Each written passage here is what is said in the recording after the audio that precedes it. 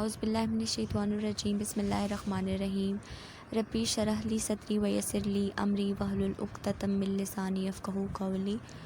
अस्सलाम वालेकुम dear students, I hope you all are fine and taking good care of your health. Today is your lecture number 6 of computer science as we are studying chapter number 1. So today's topics are steps to draw flowchart and symbols of flowchart. So the topic is steps for drawing flow chart के कौन से steps हम use करते हैं flow chart बनाने में। The flow chart developer must determine the following requirements for the given problem और algorithm before drawing a flow chart. Flow chart बनाने से पहले आप लोगों को किन बातों का ख्याल रखना पड़ता है, कौन से स्टेप्स को आप फॉलो करते हैं जो कि डेवलपर्स ने आप लोगों को बताए हैं। फर्स्ट स्टेप है input to the flow chart कि आप लोगों को इनपुट फ्लो चार्ट की पता होनी चाहिए कि वो आपसे पूछ क्या रहे हैं, आपसे क्या मांग रहे हैं। टाइप ऑफ प्रोसेसिंग रिक्वायर्ड कि आप कौन सी प्रोसेसिंग, कौन सा मेथड, कौन सी एप्लीकेशन उस पर इम्प्लीमेंट करेंगे। डिसीजन टू बी टेकन, अब डिसीजन आप इस तरह से लेते हैं कि आपकी जो है वो फ्लो चार्ट जो है वो किस फॉर्म का है, क्या वो सीक्वेंशली चल रहा है या फिर उसमें कुछ रेपिटेशन हो रही है या फिर आप उसमें कोई सिलेक्शन कर रहे हो। And last thing the output to be produced after processing, और जो आप अपना रिज़ल्ट बनाते हो। सो डिटेल पे जाते हैं। Input the flow chart developer must know what exactly the input to the flow chart is कि फ़्लो चार्ट के बनाने वाले को ये पता होना चाहिए कि फ़्लो चार्ट की इनपुट असल में है क्या। The input is determined from the problem statement, आपको इनपुट कहाँ से पता चलती है, जो आपकी प्रॉब्लम की स्टेटमेंट होती है। For example the given problem is to convert temperature from Fahrenheit to Celsius.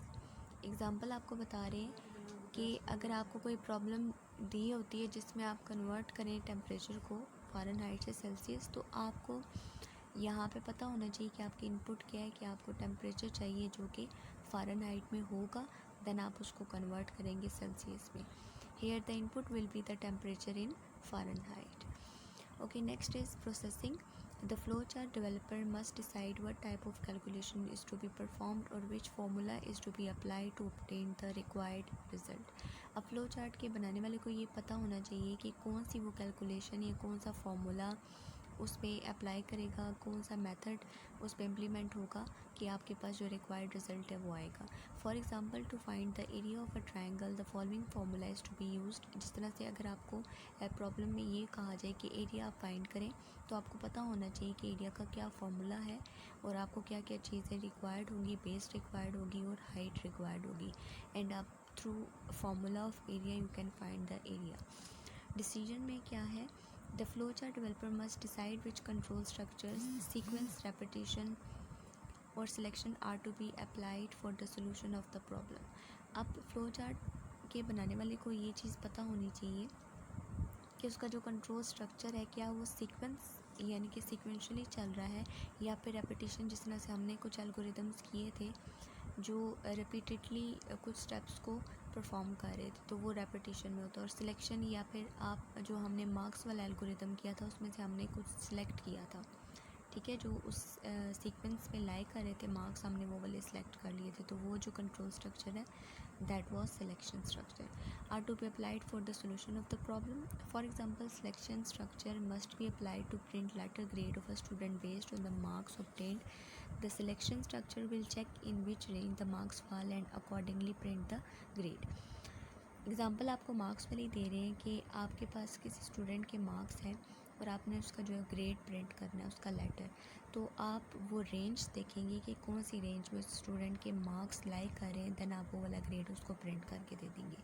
तो ये चीज़ सिलेक्शन में आती है, बाकी सारे आप इग्नोर कर देते हैं। The selection structure will check in which range the marks fall and accordingly print the grade. Got it? Okay, last one, output. The flow chart must provide the required output. तो flow chart क्या करता है, जो required output होती है वो आपको दे देता है।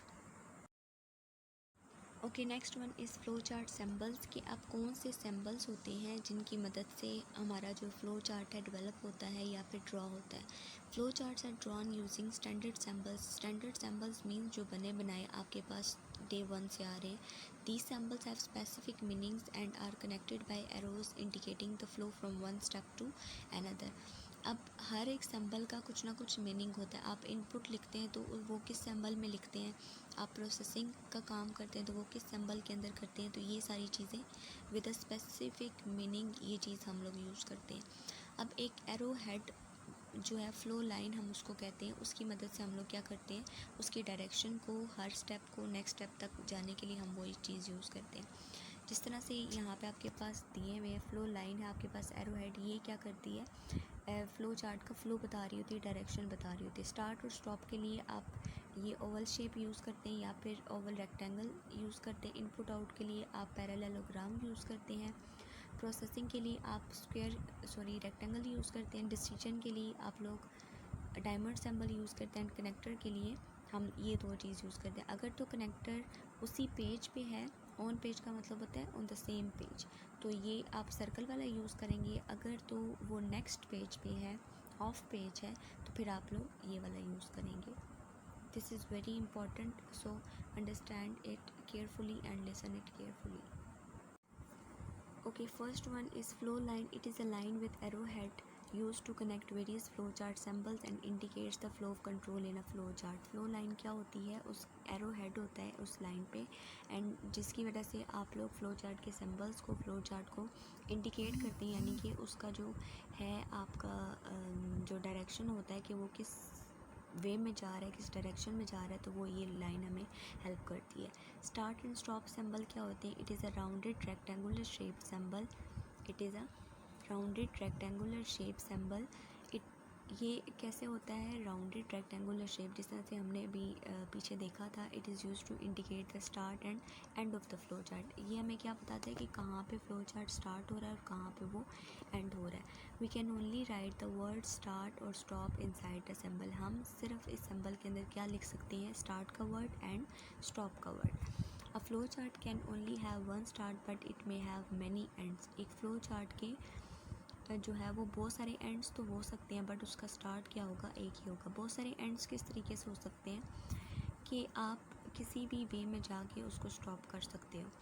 ठीक है, तो 2-3 चीज़ें आप रिपीट करते हो और एक चीज़ पहले एंड हो जाती है, दूसरी बात में हो जाती है, तो वो चीज़ ये बता रहे हैं, लेकिन जो उसका स्टार्ट है वो एक ही होता है. ये इंपॉर्टेंट लाइन है ऑब्जेक्टिव के लिहाज से भी एंड आपके कॉन्सेप्चुअल क्वेश्चंस के लिहाज से भी, so must underline it. Okay, next one, input output symbol. Parallelogram represents input और output operation in a flow chart. Parallelogram क्या करता है, इनपुट और आउटपुट ऑपरेशंस को फ्लो चार्ट में बताता है. And it contains the word read और input along with the variables for input operation. Input operation के लिए कौन कौन से वर्ड यूज़ किए जाते हैं, रीड या फिर input. Read and input both are used for input operation. और प्रिंट और आउटपुट, आउटपुट के लिए कौन से यूज़ किए जाते हैं, print and output. Along with output data for output operation. Output operation के लिए हम लोग ये दो वर्ड यूज़ करते हैं और साथ हम स्टेटमेंट लिख देते हैं जो कि हमें प्रिंट करवानी होती है. Next one is process symbol. A rectangular block is use for any data processing operation. अब प्रोसेसिंग ऑपरेशन जो आप फार्मूला आपने कोई यूज़ किया है या फिर कोई ऑपरेशन आप परफॉर्म कर रहे हो, मल्टीप्लिकेशन की, एडिशन की, कोई इनिशलाइज आप करवा रहे हो किसी को, या फिर आप कुछ मल्टीप्लाई कर रहे हैं, तो वो ये सारी चीज़ें प्रोसेसिंग ऑपरेशन में आती हैं, जो कि रेक्टेंगुलर ब्लॉक होता है. All the calculations appear inside the processing symbol. सारी की सारी जो कैलकुलेशन टाइप सारी स्टेटमेंट्स होती हैं वो आपकी प्रोसेस सिंबल में आती है. जैसे कि such as sum equals to a plus B, हम सम कैलकुलेट करवाते हैं, ये भी एक कैलकुलेशन की स्टेटमेंट है, एक एक्सप्रेशन है, तो it must be written in the rectangular block और process symbol. Variables are also initialized inside the process symbol. जब हम वेरिएबल्स को इनिशियलाइज करते हैं, उनको वैल्यू असाइन करते हैं, जैसे प्रोडक्ट को हम 1 देते हैं, के को 1 देते हैं लूप चलाने के लिए, सच एज के इक्वल्स टू 1, तो ये भी आपका प्रोसेस सिंबल ही होगा. Decision symbol. A diamond shaped symbol represent decision in a flow chart and it contains a condition. Decision में definitely condition होती है जिसमें आप लोग जिसकी बेस पे आप yes और no का या फिर true और false का concept देते हैं. डायमंड शेप से आप उसको रिप्रेजेंट करते हैं. If the condition is true, अगर होती है आपके पास condition, the path marked yes is to be followed, तो वो डायरेक्शन जहाँ पे yes होता है, जिस तरह एल्गोरिथम में हम ट्रू के केस में उस स्टेप पे चले जाते थे, नो के केस में या फिर फॉल्स के केस में हम दूसरे स्टेप पे चले जाते थे। तो जो भी डायरेक्शन या जो पाथ होगा कंडीशन के ट्रू होने पे, तो हम लोग येस वाला यूज़ करेंगे। And if the condition is false the path mark no is to be followed, जहाँ पे नो लिखा होगा वो वाला पाथ फॉलो किया जाएगा if the condition is false. The word true and false can be used instead of yes और no. True false भी आप यूज़ कर सकते हैं and you can also use yes और no. Connector symbols. These symbols are used to connect one part of a flow chart to the other on the same page on page connector or on the new page off page connector. दो, अगर आपके let suppose आपका flow chart एक part आपने जो है वो आप पार्ट्स में उसको डिवाइड करना चाहते हैं, ठीक है। तो जब दोनों पार्ट्स को आप डिवाइड करते हैं, दो बनाते हैं, तीन बनाते हैं, तो उनको आप कंबाइन कनेक्टर से करते हैं, कनेक्ट करते हैं। If the flow chart is on the same page, you will use the on page connector, and if it is on the new page or the next page, you will use the off connector. So students, here's your diary. You can note it down from here. Thank you so much. Take care of yourself and Allah Hafiz.